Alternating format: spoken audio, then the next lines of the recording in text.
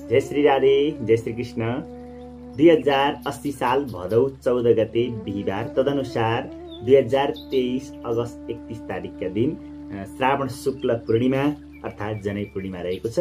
यस दिन के गर्ने के नगर्ने हामी सनातन धर्मावलम्बीहरूले, तागाधारीहरूले जनै फेर्ने दिन, जनै लगाउने दिन हो यो दिन विशेष गरेर। र रक्षाबन्धन पनि यही दिन रहेको छ र राखी बान्ने दिन पनि भन्छौँ, हामी राखी पनि बान्छौँ। यी सबै कुराहरूको महत्त्व के छ? अर्को विशेष कुरा त यो पूर्णिमा श्रावण शुक्ल पूर्णिमा, यसपालिको पूर्णिमा चाहिँ 90 वर्ष पछाडिकै एउटा ऐतिहासिक दुर्लभ योग परेको छ यो दिन चाहिँ। र यो दिन विशेष गरेर 4 राशिहरूको भाग्य परिवर्तन हुँदैछ। ती 4 राशिहरू के हुन् जसको भाग्य परिवर्तन भदौ 14 गतेबाट आरम्भ हुँदैछ? ती भाग्यशाली राशिहरू कुन कुन हुन् त्यो विषयमा पनि यहाँहरूलाई चर्चा गरेर श्रवण गराउनेछु म। र उपस्थित भएको छु यहाँहरू सबैलाई यो धेरै ज्ञान दिनका लागि, यी सबै जानकारी दिनका लागि, जनै पूर्णिमाको विशेष जानकारी दिनका लागि म आचार्य पण्डित कृष्ण घिमिरे यहाँहरू सबैलाई नमन गर्न चाहन्छु। यस पूर्णिमाको दिनको चन्द्रमाको दर्शन गर्नाले, पूर्ण चन्द्रमाको दर्शन गर्नाले सुख, शान्ति, समृद्धि प्राप्त हुनेछ। तपाईँका नबनेका कामहरू बन्नेछन्, शुभ योग प्राप्त हुनेछ। यो दिन व्रत बस्नेहरूले त चन्द्रमाको असीम कृपा यहाँहरूमाथि रहनेछ। जसले व्रत बस्नुहुन्छ उहाँहरूमाथि विशेष चन्द्रमाको कृपा रहनेछ। र व्रत बस्नेहरूका लागि चाहिँ विशेष जानकारी के छ भने सज्जन, 2080 साल भदौ 13 गते 11:17 पूर्णिमा आरम्भ हुँदैछ र भोलिपल्ट 14 गते 7:25 पूर्णिमा तिथि रहनेछ। र यो तिथिमा व्रत बस्नेहरूले चाहिँ 14 गते होइन 13 गते बस्नुपर्नेछ। र 13 गतेका दिन पूर्णिमाको व्रत बस्नुहोस् र राखी बान्ने, रक्षाबन्धन बान्ने, अनि त्यहाँबाट जनै परिवर्तन गर्ने, जनै लगाउने चाहिँ भोलिपल्ट 14 गते मात्र है। यहाँहरूले फेरि यसमा दुविधा नपर्नु होला। व्रत बस्नुहुन्छ भने अघिल्लो दिन बस्नुहोस्। जसको नित्य पूर्णिमाको व्रत बस्ने छ जसको, उहाँहरूले भने 13 गते नै बस्नुपर्नेछ। र 14 गते बिहान चाहिँ 14 गते चाहिँ यज्ञोपवीत धारण गर्ने, रक्षाबन्धन बान्ने, अनि त्यहाँबाट राखी बान्दिने दिन चाहिँ 14 गते नै हो सज्जन। र राखी बान्ने विषयमा चाहिँ म अगाडि पनि यहाँलाई चर्चा गरेर सुनाउनेछु। राखी चाहिँ हाम्रो खासमा नेपालीहरूको परम्परा थिएन। पछाडि गएर चाहिँ भारत र नेपालका सनातन धर्मावलम्बीहरूको हरेक संस्कृति परम्परा एकै प्रकारको भएका कारणले गर्दा यो भारतको संस्कृति हो। हामी बिस्तारै बिस्तारै नेपालीहरूमा पनि त्यो सर्दै आयो। र पहिला त यो राखी बान्ने भन्ने चलनै थिएन। पछाडि गएर चाहिँ अहिले चाहिँ राखी बान्ने चलन सबैमा आयो। यसले एउटा राम्रो पक्ष, यसको सकारात्मक पक्ष पनि के छ भने यसले एउटा सद्भाव, दिदीभाइको अथवा दाजुबहिनीको सद्भाव ल्याउँछ, भेटघाट गराउँछ, सामाजिक सहिष्णुता कायम गर्छ। यो पर्वले एउटा यसको राम्रै पक्ष छ र यो राम्रो पक्षलाई हामीले ग्रहण गर्न सक्छौँ। र विशेष गरेर चाहिँ उक्त पूर्णिमाका दिन चाहिँ अति राम्रो 2टा योगहरू परेका छन्। सुकर्म योग र अतिगण्ड योग। यी 2टा योगहरूले चाहिँ यस दिनलाई अझ राम्रो, अझ पुनित, अझ महत्त्वपूर्ण बनाएका छन्। अब प्रारम्भ गरौँ यस दिनबाट भाग्योदय हुने, भाग्य चम्किने, किस्मत खुल्ने 4 राशिहरू के हुन्, यी 4 राशिहरूको भाग्य कुन कुनको खुल्दैछ भन्ने विषयमा यहाँलाई म जानकारी दिन्छु। तपाईँको कुन राशि हो अन्त्यसम्म भिडियो हेरेर साथ दिनुहोला। र च्यानललाई सब्स्क्राइब गर्नुभएको छैन भने सब्स्क्राइब गर्नुहोस्। छेउमा रहेको बेल आइकनलाई पनि थिच्नुहोस् ताकि आगामी भिडियो पनि यहाँहरूलाई म यसरी नै महत्त्वपूर्ण जानकारीमूलक भिडियोहरू लिएर आउनेछु। ती भिडियोहरू यहाँहरू समक्ष आइपुगुन् भन्नका लागि पनि मैले यहाँलाई अनुरोध गरेँ। र यहाँहरूलाई सर्वप्रथम त म मेष राशिको बताउँदैछु। यी भाग्य चम्किने 4 राशि मध्येमा मेष राशि हो। मेष राशिका लागि भदौ 14 गतेबाट यस्तो योग आरम्भ हुँदैछ कि यहाँहरूलाई नबनेका काम बन्नेछन्। यहाँहरूका अपुरा जति पनि कामहरू रहेका छन्, अपुरा काम बन्नेछन्। शत्रुहरू तपाईँबाट टाढै रहनेछन्। शत्रुहरूले कति तपाईँलाई हानि नोक्सानी पुर्याउनका लागि प्रयास गरे भने पनि तपाईँलाई सफल हुने छैनन्। धेरै काम बन्नेछ तपाईँको लागि। विशेष गरेर चाहिँ तपाईँको भाग्य उदय हुँदैछ मेष राशिका लागि। र अर्को भाग्यशाली राशि हो मिथुन राशि। मिथुन राशि हुनेहरूका लागि पनि यस्तो योग परेको छ कि तपाईँको स्वास्थ्यमा केही समस्या छ, स्वास्थ्यमा समस्या आइरहेको छ भने पनि स्वास्थ्यको समस्या पनि कम हुनेछ। र विशेष गरेर चाहिँ मन अलि अस्थिर, मन चाहिँ अस्थिरताका कारणले गर्दाखेरि एउटा काम गर्न लाग्यो त्यसलाई पनि अलिकति गरेर छाडो, अर्को काम थोरै गर्न खोजो त्यसलाई पनि गरेर छाडो। यो मनकै कारणले गर्दाखेरि तपाईँलाई दुखी बनाउने पनि, सुखी बनाउने पनि मनकै कारणले हुन्छ। र चन्द्रमाको विशेष उपासना गर्नुहोस्। यो पूर्णिमामा चन्द्रमाकै उपासना गर्ने हो। र यो राशिलाई चाहिँ, मिथुन राशिलाई चाहिँ 14 गतेबाट विशेष चन्द्रमाको कृपा हुँदैछ। र अर्को राशि हो कर्कट राशि। कर्कट राशिका लागि चाहिँ यस्तो एउटा अमूल्य समय आउनेछ। तपाईले यदि काहीँ इन्टरभ्यू दिनुहुन्छ, काहीँ तपाईँ चाहिँ परीक्षा तपाईँको आउँदैछ भने यी कुराहरूमा तपाईँलाई केहीले पनि अड्काउने छैन। तपाईँले यदि यो राशिले साथ दिए अनुसार, भाग्यले साथ दिए अनुसार तपाईँले मेहनत पनि त्यति नै गर्नुहोला। भाग्यमा मात्र भर नपर्नु होला, मेहनत पनि गर्नुहोस्। अवश्य तपाईँ मेहनत गर्दा गर्दै पनि यदि भइरहेको छैन भने तपाईँका ती सारा कामहरू बन्नेछन्। तपाईँलाई मान सम्मान प्राप्त हुनेछ। सरकारी सेवाबाट पनि बढोन्नति हुने समय पनि रहेको छ। यहाँको समय तपाईँकै पक्षमा छ कर्कट राशि हुने महानुभावहरूका लागि। र अर्को राशि हो मीन राशि। र मीन राशि हुने महानुभावहरूलाई प्रेममा तपाईँको माधुर्यता आउनेछ। तपाईँको प्रेम सम्बन्ध बिग्रेको छ भने त्यो सुध्रिनेछ। परिवारमा कहिले कहिले राम्रो गर्दा गर्दै पनि सबैले नराम्रो सोच्छन्, नराम्रो मात्र देख्छन् भने उहाँहरूको पनि मन परिवर्तन हुनेछ। तपाईँलाई फेरि राम्रो व्यवहार हुनेछ। प्रेममा सुमधुर वातावरण बन्नेछ। रोकिएका कामहरू बन्नेछन्। स्वास्थ्यमा राम्रो लाभ प्राप्त हुनेछ। तपाईँलाई सरकारी क्षेत्रबाट पनि मान सम्मान प्राप्त हुनेछ। राज्यबाट पनि केही सुविधाहरू यहाँलाई प्राप्त हुन सक्छन्। र यहाँको एउटा राम्रो योग चाहिँ कस्तो छ भने मीन राशि हुने महानुभावलाई नबनेका, आजसम्म नबनेका कामहरू, तपाईँले नसोचेका कामहरू पनि बन्न सक्छन्। र यी 4 राशिको विशेष गरेर भाग्योदय हुने समय रहेको छ। यो पूर्णिमा, यसको साह्रै ठुलो महिमा छ। अब आज हामी यज्ञोपवीत, जसलाई चाहिँ ब्रह्मसूत्र पनि भन्छौँ, तागाधारीहरूले आज यज्ञोपवीत परिवर्तन गर्ने दिन, यसको महिमा के छ, कसरी धारण गर्ने, यो कतिवटा धागाले बनेको हुन्छ, ती धागामा कुन कुन देवताहरूको वास छ, यी सम्पूर्ण जानकारी म अगाडि दिनेछु। भिडियोलाई अन्त्यसम्म हेर्नुहोला। र वास्तवमा यज्ञोपवीत भनेको चाहिँ के हो? कसैले यज्ञोपवीत भन्छन्, कसैले जनै भन्छन्, कसैले ब्रह्मसूत्र भन्छन्। यहाँलाई जिज्ञासा छ होला, जान्न मन पनि भयो होला। आखिरमा यो यज्ञोपवीत भनेको चाहिँ के हो त भन्दा, जुन चिजलाई चाहिँ यज्ञ गरेर पवित्र बनाइएको छ त्यसैलाई यज्ञोपवीत भनिएको। त्यही भएर नमन्त्रेको जनाई लाउनु हुँदैन भनिसकेको छ। झन् यो जनाईलाई चाहिँ वैदिक विधिद्वारा मन्त्रण गरेर मात्र लगाउनुपर्छ। नमन्त्रिएका जनैहरू भरिसक्कै लाउनु हुँदैन। जनै लगाउँदाखेरि चाहिँ त्यो जनै पनि जस्तो पाए त्यस्तै जनै लगाउनु हुँदैन सज्जन। हामीले त्यो बजारमा पाउने 1 रुपियाँ 2 रुपियाँका ती सस्ता जनाईहरू जो अलिकति धागो बेरेर बाँधेका हुन्छन्, त्यस्ता जनाईमा विधिपूर्वक बनाइएको हुँदैन। वास्तवमा जनै बनाउनका लागि अति नै धेरै परिश्रम लाग्छ। एउटा जनै बनाउनका लागि निकै समय लाग्छ। एकजना व्यक्तिले दिनभरि जनै बनायो भने करिब करिब 20 वटा जनै बनाउँछ, त्यहाँभन्दा बढी बनाउन सक्दैन। किन? त्यसको विधि छ, निकै लामो प्रक्रिया छ। त्यो धागो पहिला सम्हाल्नु पर्यो, बनाउनु पर्यो, त्यहाँबाट तेब्र्याउनु पर्यो, शिखाबन्धन गर्नु पर्यो। त्यसका धेरै पक्षहरू छ। त्यसकारणले गर्दाखेरि बजारमा पनि वैदिक जनै भनेर राम्रो बनाएका जनै पनि पाइन्छन्। ती जनाईहरू मात्र यहाँहरूले प्रयोग गर्नुहोला। अरू प्रयोग गर्नु भनेको चाहिँ धागो बेर्नु र जनै लगाउनुमा केही फरक छैन। जनै चाहिँ वैदिक जनै नै हामीले प्रयोग गर्नुपर्दछ। यस कारणले गर्दा यहाँलाई मैले यो सूचना पनि दिएँ र अनुरोध पनि गरेँ। यसलाई अर्को नाम ब्रह्मसूत्र भनेर पनि जानिन्छ। ब्रह्मसूत्र अर्थात् ब्रह्माजीले जसको निर्माण गर्नुभयो। ब्रह्माजीले निर्माण गर्नुभएका कारणले गर्दा यसलाई ब्रह्मसूत्र भनियो। ब्रह्माजीले निर्माण गर्नुभयो, भगवान् शिवले शिखा बनाउनु भयो र जम्मा 96 वटा तन्तु अर्थात् ती डोरीहरूले बनाइएको जो दिव्य सूत्र हो। हामी गृहस्थीहरूले चाहिँ विशेष गरेर 6 डोराको जनै लगाउँछौँ। यी 6 डोरामा अलग्गै महत्त्व छ यिनीहरूको पनि। यहाँ पनि देवताहरूको वास छ। यी 6 डोरा सितिमिति होइन नै सज्जन। यी 6 डोरा तपाईँले हेर्दाखेरि यसो धागो जस्तो देख्नुहुन्छ होला, त्यहाँ देवताहरूको निवास छ। 3वटा डोरामा ब्रह्मा, विष्णु र महेश्वरको निवास छ भने बाँकी 3 वटामा कर्म, उपासना र ज्ञान। यी 6 वटा चिजको प्रतिनिधित्व गर्छ त्यो 6 डोरे जनैले। यसको साह्रै ठुलो महत्त्व छ सज्जन। यसलाई चाहिँ भगवती गायत्रीले चाहिँ मन्त्रणा गरेर यसलाई पवित्र बनाउनु भएको छ, शक्तिशाली बनाउनु भएको छ। वास्तवमै भन्ने हो भने तन्त्रोत्रयं त्रिरावृत्तं तत्रयं तद्वयं तथा 3 सुता भएको धागालाई नछिनाइकन सङ्कलन गरेर बराबर पारेर बाटी त्यसलाई 3 भागमा बनाई बाट्दा 9 डोरा हुन्छ। र जनैमा रहने 3 वटा शिखाका 9 वटा धागो डोरामध्ये एउटा शिखामा रहेका 3 डोरालाई ब्रह्मा, विष्णु र महेश र अर्को 3मा कर्म र उपासना र ज्ञान। यो कुरा मैले बताएँ यहाँहरूलाई।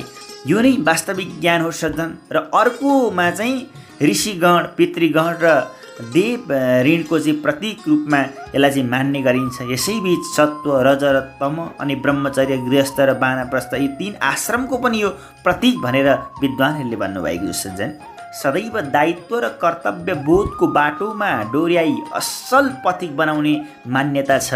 जनैका 2 शिखामध्ये एउटा शिखामा रहेका 3 डोरालाई ब्रह्मा विष्णु र महेश्वर र अर्को शिखामा रहेका डोरालाई चाहिँ कर्म उपासना र ज्ञानको प्रतीक मानिन्छ।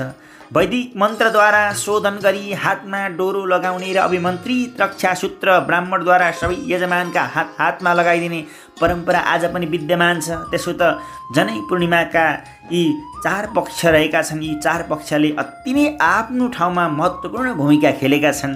श्रावणी स्नान, यज्ञोपवीत, रक्षाबन्धन, ऋषि तर्पणी प्राचीन वैदिक कालखण्डदेखि मनाउँदै आएको श्रावण शुक्ल पूर्णिमाको दिन विधिवत ढङ्गबाट शास्त्रीय मर्यादाले मन्त्रिएको नयाँ जनै तथा रक्षासूत्र डोरो लगाएर जनै पूर्णिमा रक्षाबन्धन पर्व मनाउने गरिन्छ सज्जन।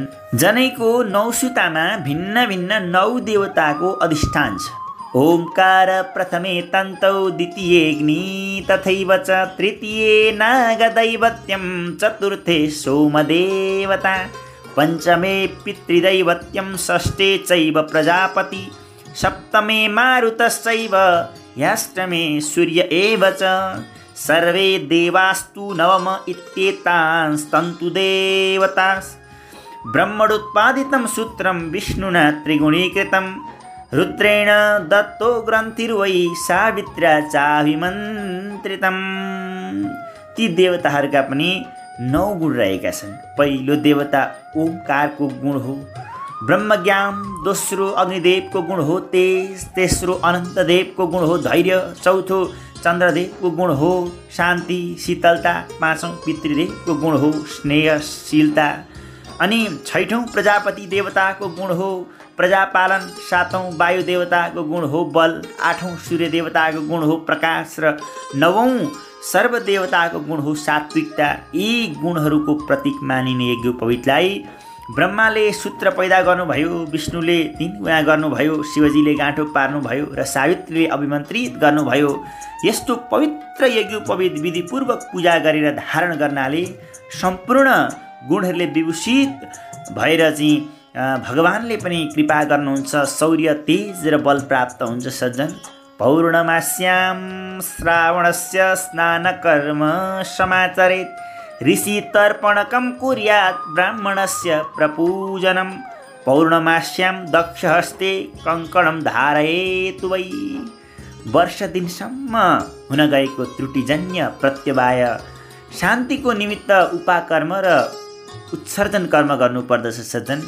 बिहानै उठी पञ्चगव्य प्राशन गरेर कुश, दुबो, अपमार्ग, तिल, जौ, शुद्ध माटो, सप्तमृत्तिका, गाईको गोबर, खरानी, भस्म आदि लिएर पोखरी, ताल, तलाउ, कुवा, नदी, तीर्थ वा जलाशयमा गएर वैदिक मन्त्रद्वारा शरीरमा लगाई स्नान गर्ने परम्परा छ। यसलाई श्रावणी स्नान वा गण स्नान पनि भनिन्छ। यसै दिन स्नानपछि देह शुद्ध गरी जौ, तिल र कुशद्वारा ऋषिहरूलाई तर्पण दिने पनि चलन छ। वैदिक रुद्राभिषेक पद्धतिबाट मन्त्रीको नयाँ जनै फेरिन्छ र सप्तऋषि कश्यप, अत्रि, भरद्वाज, विश्वामित्र, गौतम, जमदग्नि, वशिष्ठ यी ऋषिहरूलाई पूजा गर्ने र तर्पण गर्ने भएकाले जनै पूर्णिमाको दिनलाई ऋषि तर्पणी पनि भन्ने गरिन्छ सज्जन। ज्ञान र सफल जीवन मार्गको शिक्षा दीक्षा गर्ने ऋषिहरूको मान सम्मानमा ऋषि तर्पण गरी अभिमन्त्रित जनै धारण गरेर धार्मिक तथा पवित्र कार्य सम्पादन गरिन्छ। यो हाम्रो अति नै एउटा महत्त्वपूर्ण चाड हो, महत्त्वपूर्ण पक्ष हो सज्जन।